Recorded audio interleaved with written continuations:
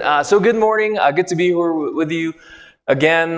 We have a few friends visiting us. Thank you to the Varners for being here on this morning. I know some of us are in Korea. I too wish we were in Korea again. We were just there last year, so no worries. But anybody else going to Korea in the next few weeks? Okay, so yeah, okay, so Sam. So we're jealous of you, but we're envious of Pastor Howard and all the friends that are in Korea right now. I don't know what time it is in Korea right now, but I'm sure they're all sleeping. So, but anyhow, our thoughts and prayers are with them this morning. So, as we said, we're starting a new series starting this week. We're starting on Jonah 1. Jonah 1. Some of you might have watched VeggieTales when you were growing up and saw Jonah and the great big whale. And so we're going to talk about some of the things from Jonah this morning. Before we start, we got a question. Question is, when's a time you've run away from something? Maybe you could all be thinking of something. When's a time you've run away from something? I was just currently this week in Texas, in Dallas, and I was running away from allergies. My eyes were watering, they were red, there were a lot of mosquitoes, so I was trying to run away from the heat and all the different allergies. So I'm glad to be back in Colorado. But when is the time you've run away from something or somebody? Perhaps, in your younger days, you ran away from home. You wanted to go start a K-pop band. I don't know. Perhaps you ran away from your responsibilities for a weekend getaway. Or maybe you ran away from something that frightened you or scared you. When's the time you've run away from something? Maybe all of us can think of a time. Which leads us to the main question that we're going to be talking about this morning is, what do you run from? What do you run from? What do I run from? The answer to this question might reveal what you and I prioritize. If you run from pain or conflict, maybe you really value comfort. If you run away from chaos, maybe you're a controlling person. You like things to be in control. If you run away from serving other people, maybe you really value power. You like this feeling of being in charge. If you ran away from anonymity or being in the background, maybe you are an approval seeker. Talking about idols this morning, idols. Idols is an interesting word, but it refers to anything we prioritize over God. So it doesn't have to be necessarily a stone or a bronze statue. It's anything you and I prioritize over God. It's not just money or fame or things, although it could incorporate all of those things. It can be, as I just mentioned above, it could be a need for control. Do you know somebody like this? Somebody that needs to plan out not only their whole lives, but plan out their own kids' whole lives, right? Maybe you might know a mom and dad like this. It could be approval. I admit this has probably been the biggest idol in my life. I crave other people's validation. I want people to notice me. Some other people, it is this idea of power, that I am above others. I buy the things and I am in the positions that I am so people can respect me, so that people can look up to me. I'm a leader. I need to be feared. And finally, comfort. Maybe you don't want to go outside of what makes you feel good. You do not want hardships in your life.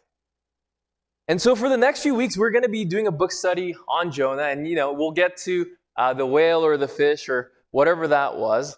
But the fact is, the character we're studying today, Jonah, he was a very, very broken man.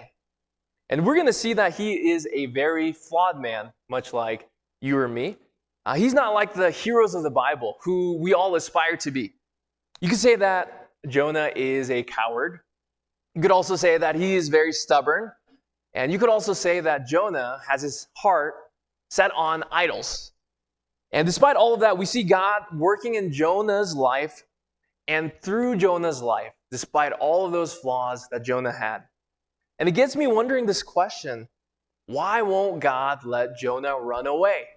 Why won't God just let Jonah go? Here's a stubborn, broken person. Why won't God just let him go? And in exploring this book, I hope that we can both see a glimpse into our own hearts, as well as Jonah's heart, but ultimately into God's big, big heart. For Jonah, I would argue that Jonah had an idol of comfort. And that comfort being his own country. He was a very proud Jew, from the great nation of Israel. And as a Jew, he did not like the Ninevites, which we will get to here in just a moment. It would be comparable to North and South Korea, or Israel and Palestine, or Ukraine and Russia. The Ninevites and Jews, they did not get along with each other at all. And really, the Jews were supposed to be God's chosen people, God-fearing people, the moral, religious, good people.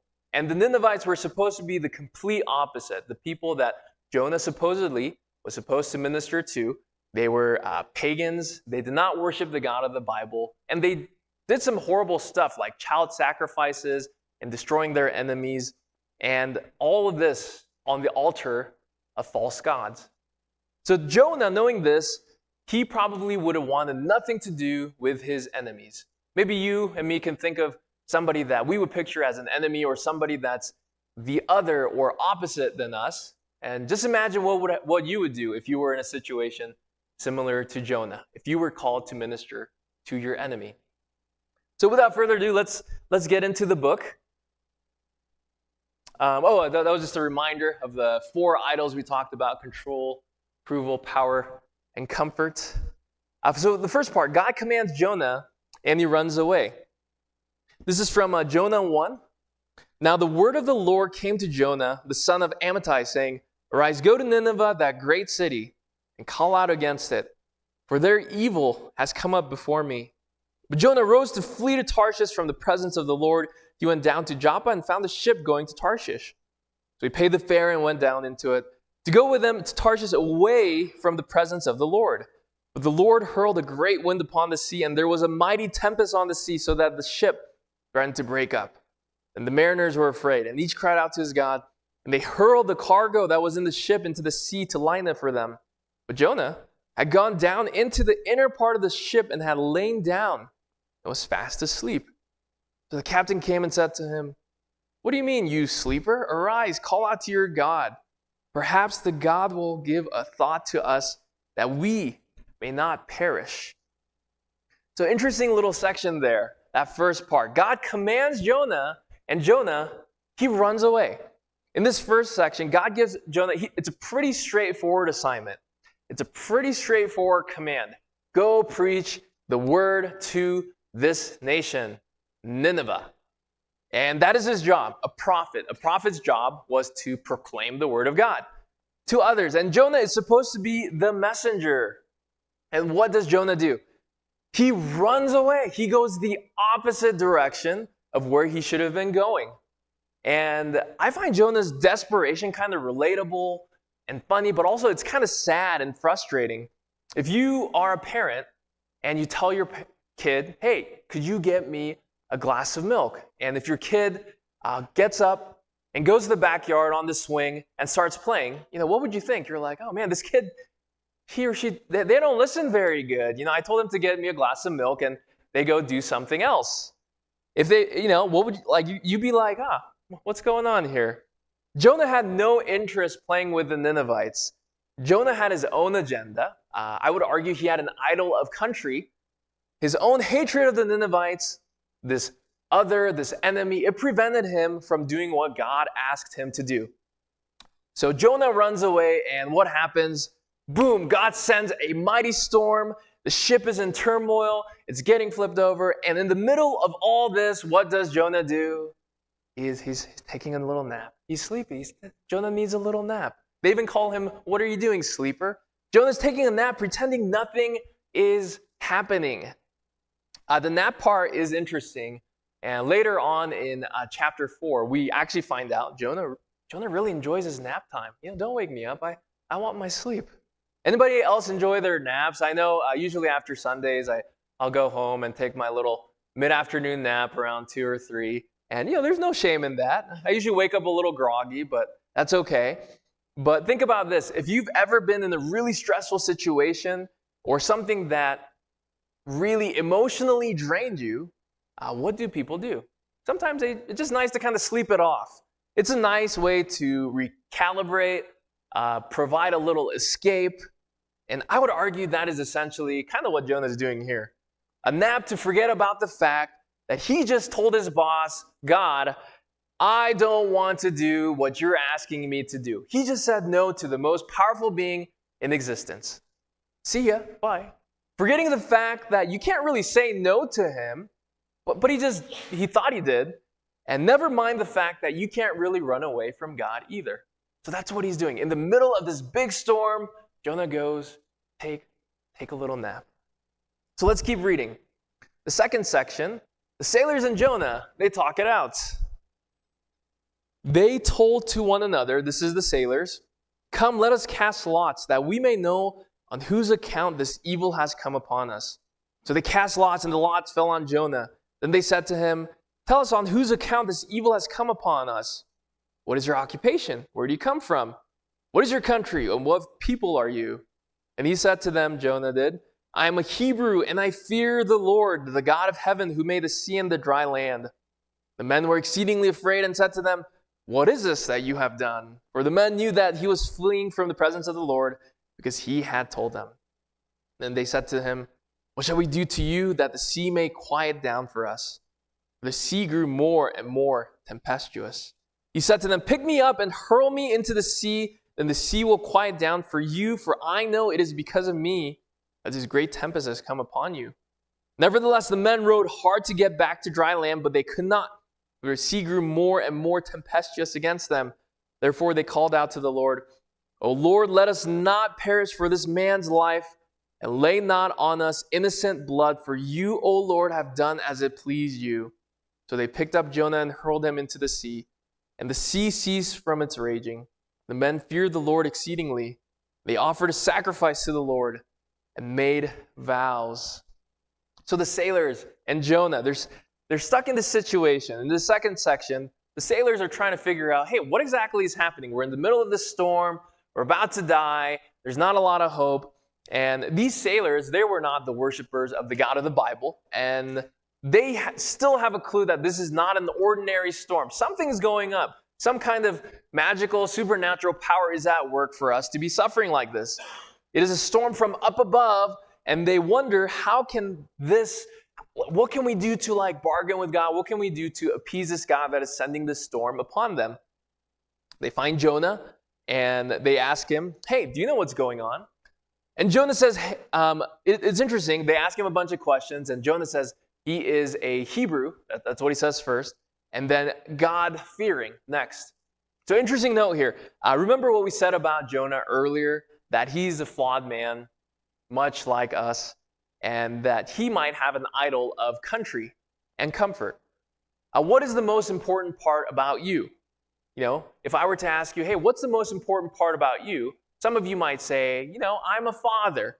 That is my utmost important identity.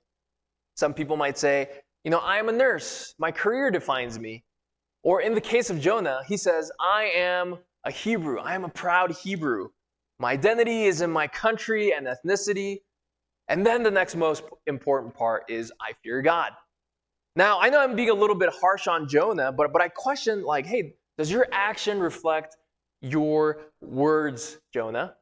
Jonah says he is God-fearing, but really he has done everything to show opposite of that. Jonah avoided God. He ran away from him. If he actually feared God, would he be in this situation right now? Traveling the opposite direction and saying, I don't want to be your prophet anymore, God. I don't want to listen to you. So eventually, Jonah concedes and offers himself as a sacrifice so that the storm may calm down. And I have mixed feelings about this too. A part of me thinks this is the right thing to do. This is the noble thing to do. Jonah, you caused this mess. Now you have to fix it. Offer your life, Jonah. But I feel like a bigger part of me thinks, Jonah, do you hate your job so much that you would rather die in the sea than go preach the word to your enemies, to Nineveh? And essentially that is what Jonah is doing. Jonah could pray to God. He could confess to God, God, I made a mistake. I will go preach to your people. But instead, Jonah's like, I had a good run. I guess I'll just kind of go down this way. It almost seems to me he's kind of giving up, stubbornly holding on to the fact he still won't say yes to God's call, which was to go preach to the people of Nineveh. And finally, the storm subsides. And amazingly, these sailors who didn't know about the God of the Bible, they actually began to worship God as well. And I think that's really cool. The fact that God used Jonah to convert these sailors, even though he was napping, even though he was hundreds of miles away from the direction he was supposed to be at, he was disobeying God, he was doing his own thing, that these sailors still got to see God and his glory. It goes to show that, once again, God uses broken people. A broken, flawed person like Jonah. Despite Jonah, God used Jonah. Despite all of his flaws, God used him to show his glory to these sailors. And then finally, the third part. God shows mercy. God shows mercy. Everybody's favorite story, Jonah and the whale, or a big fish. We don't exactly know what it looked like. But Jonah was ready to die. God had multiple different plans for Jonah. God still showed mercy even after Jonah failed God multiple times. The Lord appointed a great fish to swallow up Jonah, and Jonah was in the belly of the fish 3 days and 3 nights. God sent a fish to swallow up this prophet that was running away from him, and he was in the belly of that fish for 3 days and 3 nights. So it makes me wonder, a few things here. Why did God keep pursuing Jonah? It was clear that Jonah didn't want to keep following God. Jonah wanted to do his own thing. He's like, I don't want anything to do with the Ninevites. I don't want to go that direction. I'm going to go the opposite direction. I'm going to take a nap. I'm going to, throw myself into the sea. He kept running and running and running away from God. But in the same way God wanted the Ninevites to be saved, it seemed like God did have a plan for Jonah. God certainly could have let Jonah go the opposite direction in the boat with the sailors, and yet he chased Jonah down with a storm. God could have let Jonah drown in the ocean, and yet he brought upon a large fish to swallow him. Couldn't God have just found another messenger? Hey, Harry or Nick, or I don't know. I think those are Jonah's brothers, but maybe the word Jonah is on my mind. But go do Jonah's job, right? He could have found somebody else, but he didn't. God not only had a plan for the people of Nineveh, he certainly had a plan for Jonah too. In what ways are you and I like Jonah? Jonah had his idols of his country, of comfort, of hating his enemies. In what ways could you relate to this prophet? God told Jonah something he didn't want to do. It contradicted his own belief system. Has God ever told you something you did not want to do? Has God ever told you something you didn't want to do? Or you didn't want to hear? Maybe it offended your own morals. Maybe it was too offensive to you. For Jonah, he couldn't fathom loving his enemies. He couldn't stomach that God's love could extend to his love to thousands of other people. He couldn't stomach that. In what ways am I like Jonah? I feel like I've run away from God, maybe not physically, but spiritually. Every time God asked me to wait on him, I've said, no, I don't want to, God. I don't want to wait on you. I got married relatively young at 27.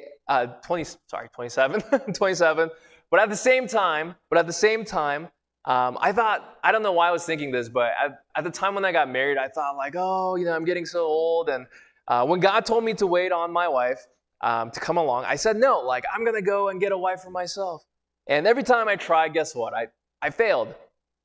More recently, when Grasha and I moved from Houston to Denver, I told God, him my plans of wanting to, work at a big church, and I want to be independent. And guess what happened? I worked as a DoorDasher, and I moved back with my in-laws. So kind of the opposite of what I asked God to do. And, maybe I guess that was my time in the belly of the fish, so to speak, some time to reflect. Every church job I applied for, I get rejected, and I stubbornly kept applying. I told God of my plans, and he had different ones for me. He wanted me to learn to wait on him as well as refine me. And I fought him. I fought him on my idols of wanting to have status and approval. And I had no desire to love those around me, like my wife and family. I made it all about me. So why won't God let Jonah run away? Why won't God let Jonah run away?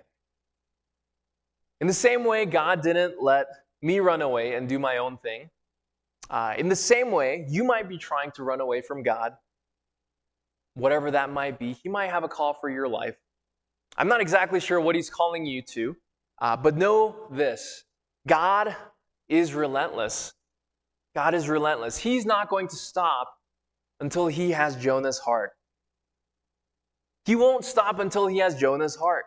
He will not stop until he removes all the idols from Jonah. God wants to save not only the enemy, the pagan Ninevites, at the same time he wants to save Jonah's heart from being flushed with idols of his country and pride.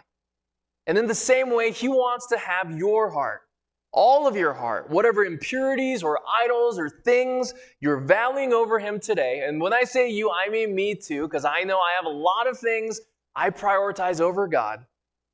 Whatever that idol might be, whether that be money or time or success or approval, power, control, comfort, anything or people or ideas you are prioritizing over God. You and me, we prioritize all these things over God.